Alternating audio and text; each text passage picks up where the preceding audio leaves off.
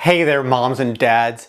Discipline is a difficult thing, and so many parents struggle to find the right way to correct behavior.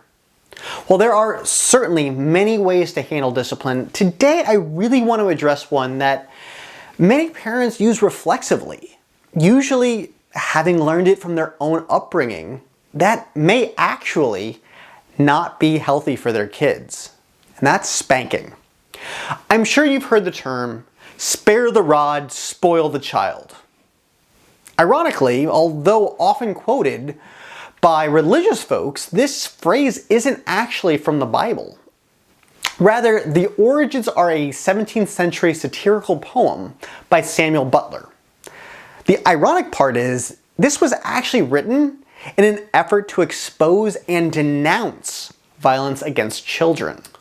As for our take on the subject, use the rod and the child will spoil is much more the serious reality of using aggression as a disciplinary tactic.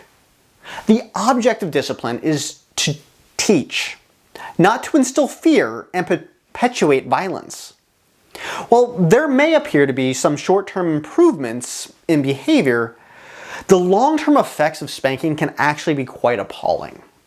Research shows that kids who are spanked learn to hit as a way to express anger and deal with problems.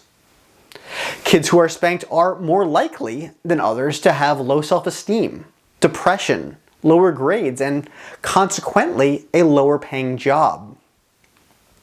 Kids who are spanked come to rely less on the parents for security and safety, and can oftentimes develop aggression, hostility, and preoccupation with revenge.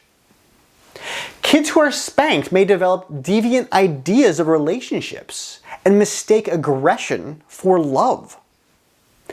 And kids who are spanked tend to have kids who get spanked, who have kids who get spanked, and so on. But here's the good news. This cycle can be broken. Now, the first step on this is to smash the like button to help this video reach as many parents as possible. Here at Parenting from Z to A, as you've probably guessed by now, we do not advocate spanking. Dr. Vicki, after all, does believe there are far more effective ways for parents to discipline, set a good example, and maintain a greater bond with their children. Some of these include discipline for tots needs to be quick, immediate, and short term. A young child needs to be able to receive a consequence, learn from that consequence, and then be allowed to move on. They have no concept of time, so to take away a privilege for a week, for example, is meaningless. Time out can actually be effective, provided of course that the child is placed in a chair or in a corner away from the TV, toys, and other distractions. And the amount of time has to be appropriate, and a good rule of thumb for this would be 1 minute per year old the child is. That'd be 3 minutes for a 3-year-old, but should never really exceed 5 minutes. I'd recommend actually setting a timer so you don't let the time get away from you. When a child is put in timeout, tell him why he is there. It's important that he has calmed down before the timeout ends. Before he gets out of timeout, he needs to be able to tell you why he was put there in the first place. Discipline involves reinforcing the positive behaviors in addition to correcting the negatives. The more focus that you give to the desired behaviors, the more the child will actually want to behave in that way to gain attention. Redirecting behavior is another good technique. So when one behavior is inappropriate, you are immediately showing or teaching your child to do something that is appropriate and acceptable. And when they engage in this new behavior, be sure to give positive reinforcement.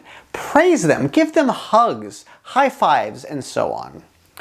Verbal reminders can help children learn from past mistakes. So, if your child has previously been put in timeout for a particular behavior and then does it again, he may be given a warning, reminding him of what happened the last time he did that. Now, that being said, there's more to change than simply learning new skills. Ask any parent who doesn't want to spank their kids, but grew up getting spanked. They'll learn new techniques, but still find themselves spanking their kids. And then they're consumed with guilt. So why does this happen? They're simply running on autopilot. Their parents' voice or their experiences growing up are just playing almost reflexively in their minds. How are you disciplining your kids? How much of your approach can you see in how you were disciplined growing up? Let me know in the comments section down below. But simply recognizing this fact can help parents program themselves to act from reason rather than rage. They can get their parents' voices out of their heads so that their kids will have a chance. Thank you so much for watching this video.